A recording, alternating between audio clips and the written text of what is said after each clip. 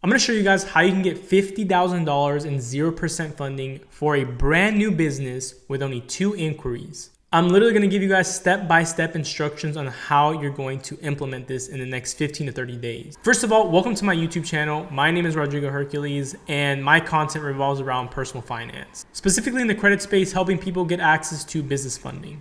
Listen, I don't want to waste your time, so let's get right into this video. First things first, I do need to quickly recap what are the benefits of business credit? Like, what's the point of having it? Most likely the reason you're using business credit is because you're using it for your business and you need access to more money. So business credits do give you anywhere from 20 to 100% higher limits than personal cards do.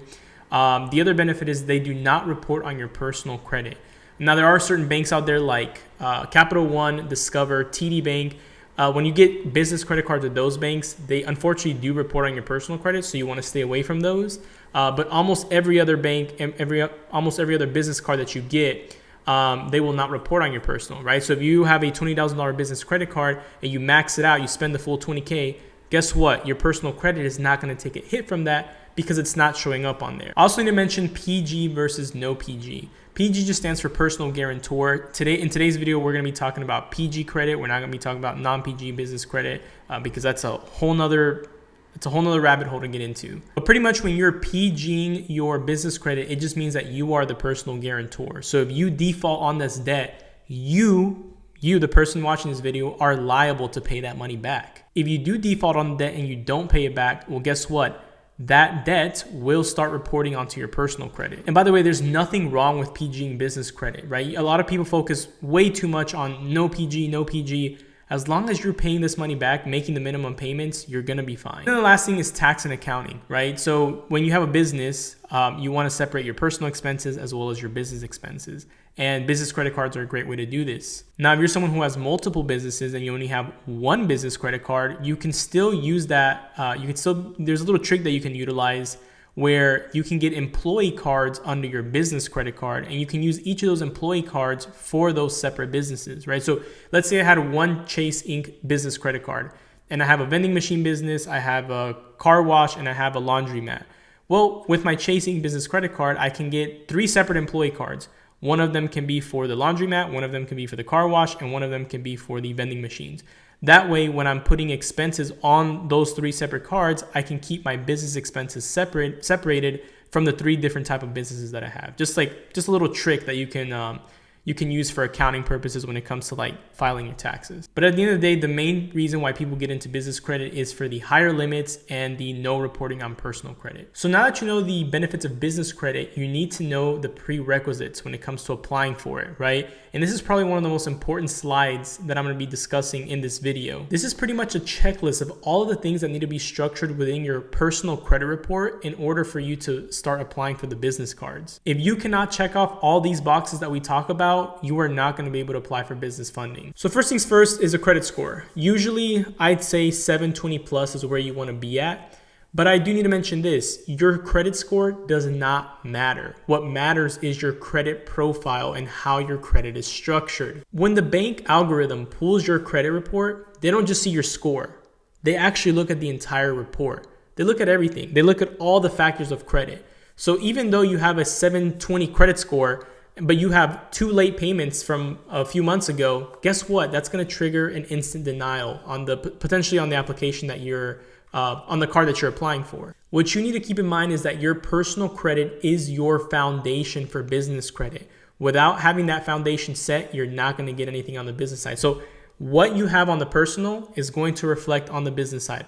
Unless you have a business that's making a lot of money, and unless you have a business that has been building business credit for the past 6 to 18 months, at that point, yeah, you can disregard your personal credit score. You can disregard your personal credit foundation to a certain extent, but most of you don't have that. So you need to leverage your personal credit as the foundation for what you're going to get on the business side. Now, first things first, you do need to understand the 6 factors of credit. If you have no idea what that is, I have a YouTube video explaining that. I'll pin it somewhere here on the screen. I'll have a little pop-up there. Watch that video when you get a chance, but you need to understand the 6 factors of credit because that is what makes up your credit score. If you have no idea why your credit score is the way it is, that video will help break that down. I'm not going to get into this one, and I'm not going to get into that in this video because it's too long of an explanation, but check that one out. Second thing is you want no derogatories on your credit report. What are derogatory items? Late payments, collections, charge-off accounts, bankruptcies, a lien on a car that you didn't pay, anything that is negative, you do not want it on your credit report. You want to get that off. The reason for that is because if a lender pulls your credit report and the first thing they see is that this person has 2 or 3 collections, a collection just means there's a debt that you had that you didn't pay. That collection shows that you're untrustworthy, that you're irresponsible, right? Something may have happened where, you didn't mean to get that collection or you didn't mean to not pay that debt, but that lenders don't see it that way. They see it as like, there's a collection, this person didn't pay money back, we're not gonna lend them money. So that being said, you have 2 options here. Number 1 is learn how to dispute things off of your credit report. Go on Google, go on YouTube and learn how to do it yourself.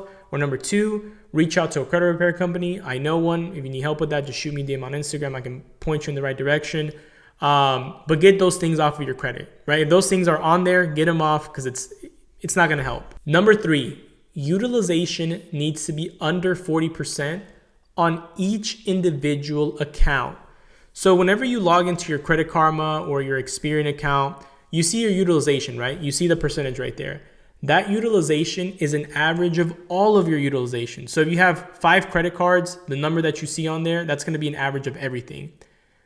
That average does not matter. What matters is each individual account needs to be ideally under 40%. If you could get it under 30%, that'd be even better. This matters because, again, going back to the algorithm when you submit an application, banks are looking at the individual utilization of each account. So if you have 5 credit cards, 3 of them are paid off, but 2 of them are maxed out, that looks pretty bad. Like you need to pay down or pay off those cards that are nearly maxed out. A little trick when it comes to utilization, guys, is if you want to keep your utilization at its lowest to keep your score at its highest, is figure out what date the credit card reports to the credit bureaus. And you can find this on Credit Karma or Experian. Just to show you guys an example, here I am in my Experian account. You can see here, this is my X1 credit card, right? Here you can see balance updated August 15th, 2022, meaning around the 15th of every month, my X1 card reports to the credit bureaus, meaning I want to make sure that my utilization is at its lowest around this date, or make sure I pay off my card before this date. That way, when they report, it shows the lowest utilization possible. Next is excellent payment history. This kind of ties in with no derogatory marks because late payments are considered derogatory marks. But excellent payment history is very important, guys. Between utilization and payment history, those 2 factors alone make over 50% of your credit, over 60% of your credit score.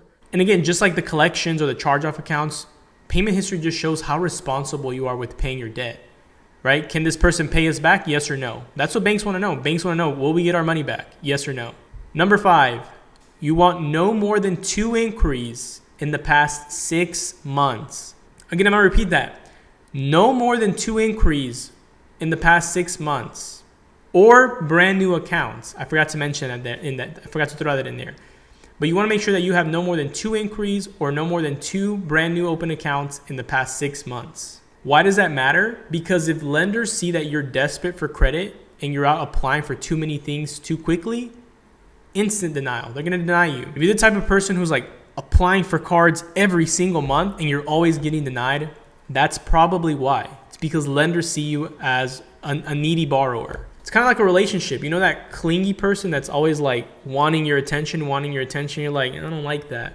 Banks are kind of similar. It's like, if this person's like begging for too much money, we're not going to give him money, right? Why is he asking for too much money? Why is he out seeking so much credit? I know it's hard to be patient, but if you're one of those people who has a lot of inquiries in the past 6 months, just cool it off. Don't apply anything for 6 months. And you're going to be, after that 6-month period, you can go and apply for as many cards as you want. Number 6 is increase your credit limits. This is important because of something called comparable credit, right? So what you have on the personal side when it comes to credit limits, that's what's going to reflect on the business side. So if your personal limits are, you have 3 cards, right? The limits are $500, $1,000, $800. Well, guess what? When you get business credit cards, the limits are not going to be that much higher. It might be like $1,000, $1,500, $2,000.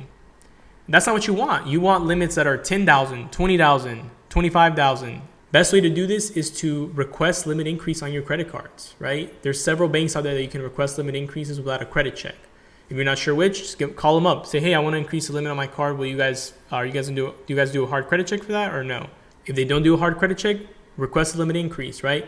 Use your cards, increase those limits. That way you can have high limits on the personal side. And when you are going to apply on the business side, you're also going to get high limits as well. Honestly, I can go like on a 1 to 2 hour rant on everything that you need to know when it comes to getting higher credit limits, but this YouTube video will be too long. What I will say is if you go to the description below, I have a mini course called High Limit Hacks. That mini course pretty much breaks down everything, literally everything that you need to know on how to get high limits on the personal side and on the business side. I even give you guys a list of banks that you can apply for on the personal side to get those high limits. So if you want to check that out, again, that's going to be in the description below. But whether you watch High Limit Hacks or not, increase your credit limits. Number 7 is a thick credit profile. You want a profile that has at least 4 trade lines reporting on your credit report, right? So that could be 2 credit cards, 1 auto loan, and 1 mortgage. Or that could be 3 credit cards and 1 student loan, right? All that matters is that you have at least 4 accounts reporting on your credit report. That's what's considered a thick profile. And you also want to have at least 2 years of overall credit age. Now, credit age is a little bit harder to, grow because the only way to get credit age on your report is by, waiting. But having at least 2 years is kind of like the sweet spot. Number 8, I do need to mention this because people always think that trade lines are the end all be all. Trade lines are useless when it comes to funding, guys. Banks and their algorithms pick up on that. They know when an account is yours and they know when an account is not yours. The only thing that trade lines help with are with your credit age. That's it, right? Because even if you have, let's say, high debt and you purchase a trade line to lower your utilization, remember what I mentioned earlier, utilization needs to be under 40% on each individual account. So if all of your credit cards are maxed out, but you buy a trade line to make it seem like your utilization is low, guess what? Banks won't care about that because they're looking at each individual account. They're going to see the trade line that has like 0% utilization, but they're also going to see all of your accounts that have 100%, 80%, 70%, 60% utilization. Unless you're going to be buying them just to kind of boost your credit age, which I will say they do help with credit age. They help with that. But if you're going to buy trade lines, thinking, oh, this is going to help me get more funding because it's gonna lower my utilization, I wouldn't even bother spending the money, to be honest. Instead, take that money that you were going to spend on buying a trade line and use it to pay off or pay down some of your credit accounts. Again, this used to work very well a few years ago, like pre-2020, this used to work amazing, right? You could add 2 or 3 trade lines, you were golden. But now things have changed, algorithms have changed, and banks can pick up on that easily. They want to see what your accounts are, what you have, not what someone else has. Number 9, this one's obvious, but a lot of people, they kind of overlook this, and that's be in good standing with the bank. If, 10 years ago or 5 years ago, you had a credit card with Chase and they denied you for that, and you defaulted on that card because you never paid it back, well, I'm sorry, but you can't go to Chase anymore and borrow from them. You're already blacklisted in their system. Or if you're someone who's gone through credit repair, and you tried, and you got an account removed on your credit report, but you still owe that bank some money, don't apply with that bank because they're going to deny you. That's an unnecessary inquiry that you're going to get. And that's pretty much it. I just give you guys all the prerequisites that you need, literally everything that the banks are looking for in order for you to get the business funding that you want. Whether you screenshot this, save it, or you took it on your notes, make sure you create a checklist out of this. Literally write these things down and make a checklist. Okay. Do I understand the 6 factors of credit? Yes. Do I have any derogatory marks on my account? No. Is my utilization under 40% on each individual? Basically go through everything, line item, one by one, and make sure that you meet all these requirements. Because once you have this, now you can go and apply for the cards. And I'm going to give you guys a sample sequence here. I'm going to show you guys exactly how you can get 50K with just 2 inquiries, or maybe even 1 inquiry, depending on, I'll break it down here in a second. And give you guys an example of like a funding sequence that you can do yourself today. If you already meet all these requirements that we talked about, this is a sequence that you can literally go and run today. And as long as your limits are high on the personal side, like I mentioned earlier, you should easily be able to get these 50K. By the way, guys, if this video has been helpful so far, drop a sub, leave a comment, leave a like. I would really, really appreciate that. It's going to motivate me to put more of these videos out in the future. So one of the first cards I'm going to recommend is either the Chase Ink Unlimited or the Chase Ink Cash. Both of those cards have 0% interest for an entire year, and Chase is very generous with their limits, especially on the business side. Chase is very, very generous. It's up to you which one you want to choose. The Chase Ink Unlimited, you just get unlimited cash back on 1.5x cash back on everything, while the Ink Cash gives you like 1% back on everything, and it gives you like 5% on certain categories. You pick whichever one you want. It doesn't matter. Chase Ink Unlimited, Chase Ink Cash, those are both 0%. The Chase Ink Preferred is not a 0% card, so I would not recommend that one unless you don't really care about the 0% and you just want a business card. Then yeah, the Ink Preferred is a great one. But Chase Ink Unlimited would be the first one. If I were to do a sequence, I would do that one first. The next card would be the Amex Blue Business Cash, or it could be the Amex Blue Business Plus. Both are the same. One just earns you cash back. The other one earns you MR points, which are membership reward points. So if you're someone who's traveling, maybe you want to go for the Amex Blue Business Plus because it gets you the MR points. If you don't care about that, you just want the cash back, then you can go for the Amex Blue Business Cash. Again, just like Chase, Amex is very generous with their limits. And with both Chase and Amex, guys, it is very realistic to get a $25,000 limit on that card. And guess what? Even if you don't, let's say Amex only gives you, let's say they only give you $10,000. We have a 3x credit hack with Amex, right? The Amex 3x credit hack is where you can literally request 3 times your existing credit limit with American Express. So if they only approve you for $10,000, guess what? Within, is it 60 days or 90 days? I always forget this. It's either 60 days or 90 days. I think it's 90 days. Within 90 days of you getting approved for this card, you can request that limit increase to basically 3x it. So you can turn that $10,000 limit into a $30,000 limit. Even if they just give you $5,000 as your limit with Amex, with the 3x credit hack, you can turn the $5,000 into $15,000. So boom, right there alone, you just got, if you got $25,000 with those two cards, you're already at $50K right there. Done. The other cool thing about Amex is if you already have an Amex account, like if you already have an Amex credit card, you're not going to get a credit check for that. It'll be a soft credit pool. I will say that. It is a soft credit check, meaning they will still pull your credit. But if you meet all the requirements that we talked about in the previous slide, you should be fine. A soft credit check should pass as long as we met everything that we just talked about. But if you already have an Amex account and you were to do this sequence, you would only get an inquiry from Chase. You wouldn't even get an inquiry from Amex because you already have Amex accounts and they're not going to pull it again. So what you could do is you could stack your inquiry, your soft pull, and get 2 Amex cards. You can get the Blue Business Cash, and you could also get maybe a Amex Plum card, which is good for e-commerce. If you wanted the Amex Business Gold card, you can go for that. The Amex Business Platinum, you can go for that. You can literally get both Amex cards on the same day with one soft credit check. So boom, right there you have 3 credit cards, right? Chase Ink, 25K. Amex Business Cash or Business Plus, 25K. And remember the 3x credit hack, if you get a low limit, just 3x credit hack that. And then if you want to get another Amex, you could. And since those are charge cards, the limits could range anywhere from $10,000 to $100,000, right?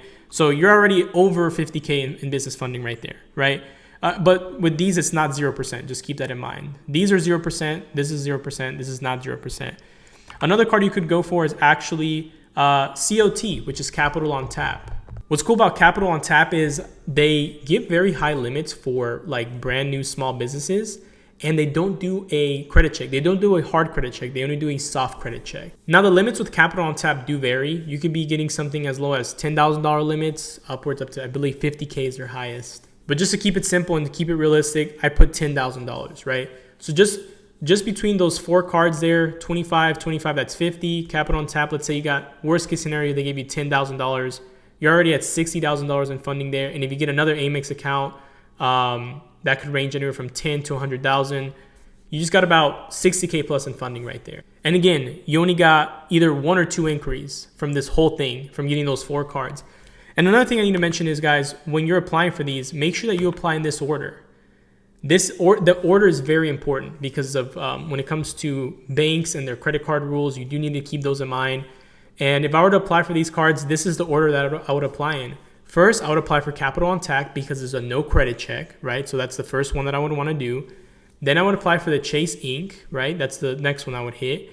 And then after I apply for the Chase Inc., then I would apply for the 2 Amex cards together. So boom, right there, you got 4 cards. You got 4 credit cards with only 1 or 2 credit checks, hard credit checks. Hopefully this was helpful to you guys. I will end it on this last note. We do have the Credit Vault community, which is formerly known as the Inner Circle, where we pretty much, we just kind of broke down how to get $50,000, $60,000 in funding.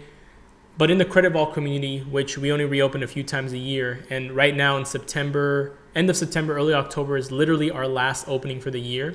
In that community, we basically get into how to get over 6 figures in business funding. And we also talk about travel hacking. We talk about credit card points and miles, all that good, everything, all the cool things that you see people using their credit cards for. We get into all that kind of stuff, getting into creating income streams, going credit to cash, manufacturer spending, all that kind of stuff. So if you're interested in joining that community, go to the link in my description and join the wait list. I'll be notifying you guys when that reopens. And let's see if we end up working together. Again, I appreciate you guys sticking around, watching the entire video. I'll see you on the next one.